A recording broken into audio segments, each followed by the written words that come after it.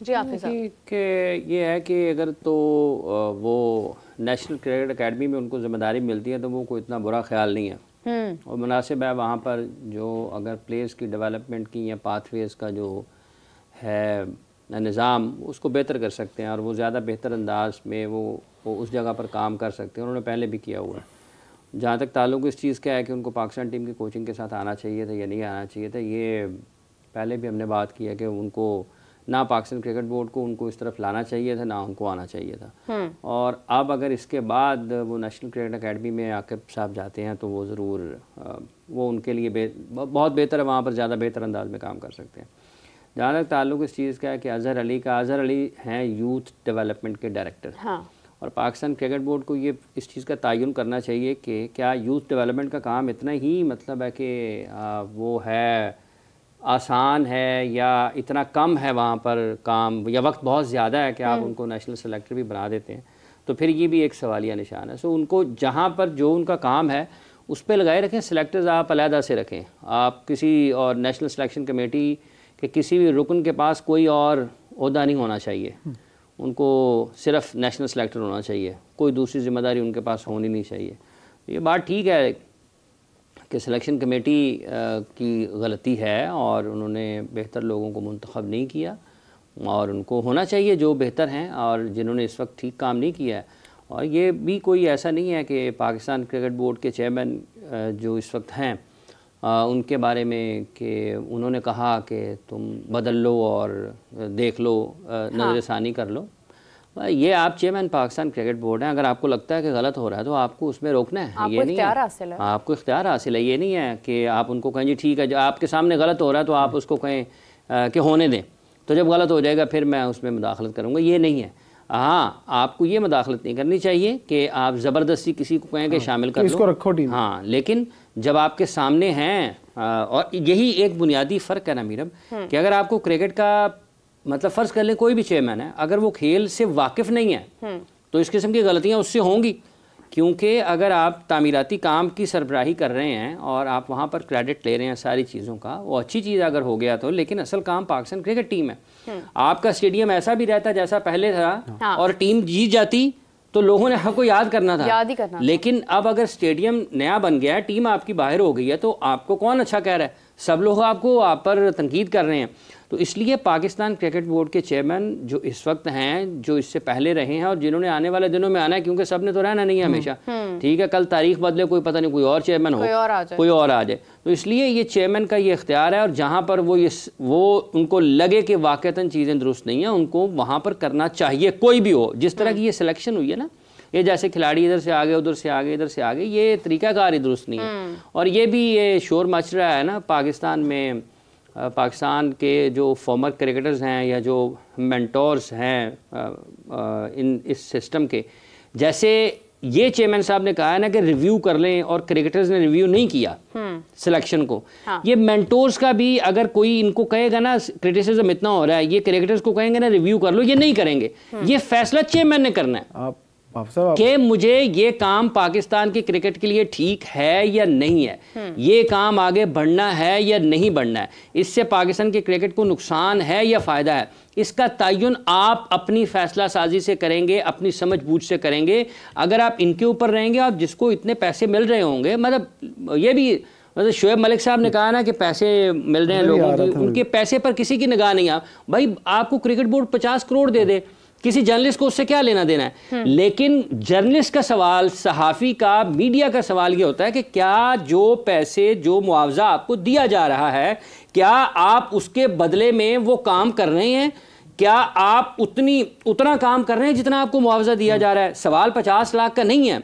सवाल उस काम का, किस काम के बदले दिया जा रहा है। मतलब 2 इवेंट हो गए हैं चैंपियंस कप के, और अभी तक इस चीज़ का तयन नहीं हो सका, इस चीज़ का फैसला नहीं हो सका कि स्किल डेवलपमेंट साल के किस मरहले में, किस वक्त पर, कहां पर होगी। 2 टूर्नामेंट आपने करवा लिए हैं, लेकिन आपका कैलेंडर डिज़ाइन नहीं है, तो जो बुनियादी चीज़ थी तो वो आप छोड़ गए। तो इसका फैसला पाकिस्तान क्रिकेट बोर्ड के चेयरमैन ने करना है। तो शोएब मलिक साहब हैं, सकलैन साहब एक और जगह अपने ख्यालात का इजहार कर रहे हैं, और मैंने तीनों को थोड़ा थोड़ा सुना है, इनके 1.5, 2 मिनट के क्लिप, और तीनों में से कोई भी ये बयान नहीं कर सकता। वकारी होना साहब भी वो भी तीनों में से कोई ये बयान नहीं कर सकता। एक उनका कल का क्लिप है जो 50 लाख वाला है, सकलैन मुश्ताक साहब को रात गए 1:30-2 बजे मैंने सुना, वो बयान कर रहे थे इसके मेंटोर्स के, उनका क्या काम है उनका। उन्होंने कहा कि अंडर 19 की टीम हमें मिलेगी। सवाल ये पैदा होता है कि जनाब अंडर 19 तक बच्चा कैसे आएगा? हाँ। अंडर 19 आपको तो उस वक्त मिलेगी ना जब अंडर 19 में आएगा, उस तक कहाँ आएगा? उस वक्त उस जगह तक कैसे आएगा अंडर 19 तक? और जब आपने अब ये सीजन डिजाइन किया हुआ है, या तो फिर आप उन 5 टीमों, ये कहते हैं 3 साल दे दें, वो यार क्या करते हैं। 18 में इन्होंने सिस्टम चेंज किया 5 टीमों का, ठीक है जी, 5 टीमें बना दी, उसके बाद उसको 3 साल लगे। अब इसको चौथा साल शुरू हो गया, ये 5 टीमों वाला दोबारा ले आए हैं, ठीक है। अब उन 3 वर्षों में जो सत्यानाश और बेड़ा गर्क हुआ, तबाही हुई है पाकिस्तान क्रिकेट की, अब ये कहते हैं 3 साल और दे दें, 3 साल और दे दें, उसके बाद फिर कुछ पता नहीं चलेगा, क्रिकेट खेलने वाले नज़र नहीं आएंगे। वो कुछ खिलाड़ी यूएई चले गए, कुछ अमेरिका चले गए, कुछ छोड़ के चले गए, कुछ कनाडा चले गए। मतलब कोई मुल्क ढूंढे से ही जहाँ पे आपका क्रिकेटर छोड़ के गया नहीं। किसकी वजह से गया? इस वजह से गया। और फिर कंट्रोल कर रहे हो तो इतने बैठे ने बॉस कहणगे इनू टीम च पा लो, आ जाएगा, इनू कढ़ दो चला जाएगा, इसको कोच लगा दें, इसको कोचिंग से हटा दें, इसको सिलेक्शन कमेटी में डालें, क्रिकेट चलती है। Conflict of interest. एक कॉलर है हमारे साथ। अस्सलाम वालेकुम, कौन बात करें, कहाँ से बात करें? वालेकुम सलाम, सिस्टर दिशान बात कर रहा हूँ आज़ाद कश्मीर से। जी जी दिशान साहब फरमाइए। आपके प्रोग्राम में मैं रेगुलर कॉल करता हूँ, ठीक है। बहुत शुक्रिया आपका। आपकी बातें अभी भी मैं सुन रहा हूँ, ठीक है। तो आपसे सवाल ये है सिस्टर, ये जो पाकिस्तान और न्यूजीलैंड की आगे सीरीज हो रही है, तो इसमें हैदर अली हो गया, शिताब खान हो गया, मोहम्मद हारिस और सुफियान मकीम, ये जो नौजवान खिलाड़ी हैं, इनको मौका मिलेगा या बाबर आजम और रिजवान हो गए या दूसरे टीम में जो प्लेयर हैं एक ही दोबारा खेलेंगे या इनको भी मौका मिलेगा? तो ये चांसेस। ठीक है, बहुत शुक्रिया आपका, थैंक यू सो मच। जी इमरान साहब। सर वो इनका जवाब यही है कि तैयारी हो चुकी है नए लड़कों को इतनी टफ सीरीज में धक्का देने के लिए।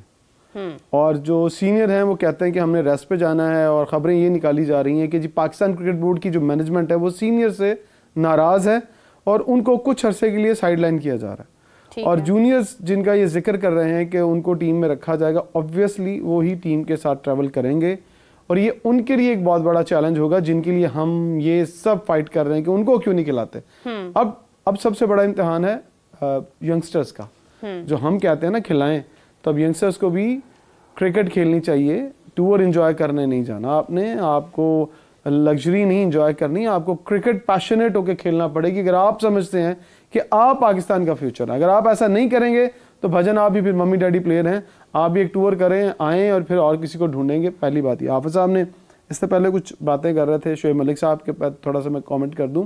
शोएब मलिक साहब, आप हम पे जो एहसान कर रहे हैं ना 50 लाख रुपया लेके महीने का, वो ना करें। आप बड़ा लोगों को टॉन्ट कर रहे हैं, एक तो पैसे भी पाकिस्तान क्रिकेट बोर्ड से लेने पाकिस्तान के नाम के, ऊपर से बातें भी सुनानी। और भाईजान आपके पास पैसे हैं तो क्यों कर रहे हैं काम यहाँ पर?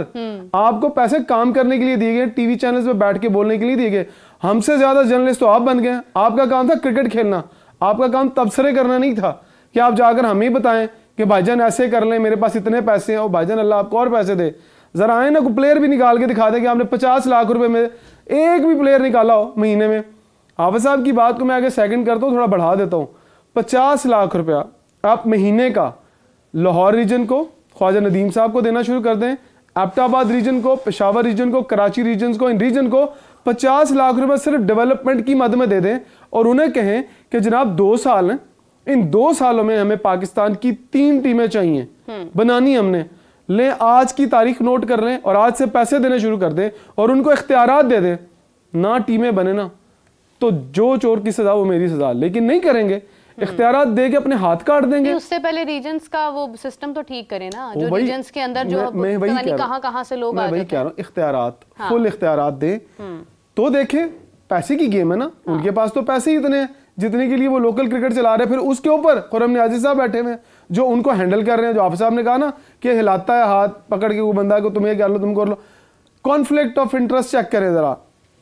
अजहर अली साहब की अपनी क्रिकेट एकेडमी है, वो अगर क्रिकेट एकेडमी में आके कहते हैं मुझे भागदौड़ दे दे, तो क्या कॉन्फ्लिक्ट ऑफ इंटरेस्ट नहीं है कि वो अपनी क्रिकेट एकेडमी प्राइवेट चलाते हैं जहां पर हजारों रुपए की मद में फीस लेते हैं? और मिसबाउल हक साहब जो मेंटोर हैं, उनके बेटे HEC की जानिब से खेलते हैं।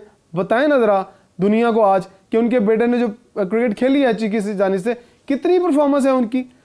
आप प्रोटेक्ट कर रहे हैं अपने लोगों को। आप कभी पाकिस्तान के बच्चों के लिए भी जरा सामने आए ना कि यार हाँ फलां बच्चा बहुत टैलेंटेड है, मैं उसके लिए खड़ा हूँ। वकार साहब, सकलैन साहब, ये शोएब मलिक साहब, ये बहुत बातें करते हैं। सर आपने इतना पैसा कमा लिया है, जिस पैसे का आप हमें धौंस दे रहे हैं ना, मैं तो उसको धमकी कहूँगा सीधी सीधी। आप हमें क्या बता रहे हैं आपके पास बहुत पैसा है, हमारे किसी काम का आपको पैसा नहीं है। आप अपना पैसा अपने अल्लाह ताला आपको बहुत दे, आप ज़रा आए ना, परफॉर्मेंस दे आके। आप ये एहसान कर रहे हैं जी मैं वक्त देता हूँ, मैं क्रिकेट खेलता हूँ। भाईजान फिर पाकिस्तान की क्रिकेट भी सीधी करे। ऊपर से कहते हैं अभी और वक्त चाहिए, यानी कि उन्होंने साथ ये भी मिला लिया कि मुझे वक्त और चाहिए कि मैं फिर जाके ठीक करूँगा। आप अंदाज़ा लगाएं पाकिस्तानी टीम के प्लेयर को सिंगल करनी नहीं आती। और हमारी मैनेजमेंट ने, हाफिज साहब ने बहुत दफ़ा कहा अब्दुल रज़ाक साहब छक्के मारने सिखा रहे हैं। लो ये अंदाज़ा कर लें आप, इम्पैक्ट प्लेयर आप बना रहे हैं। पहले सिंगल करनी सिखा दें, उसके बाद लोगों की बात करें। और माजरत के साथ हम जैसे जर्नलिस्टों को फजूल की सपोर्ट करना बड़े क्रिकेटर्स को और मैनेजमेंट को छोड़नी होगी।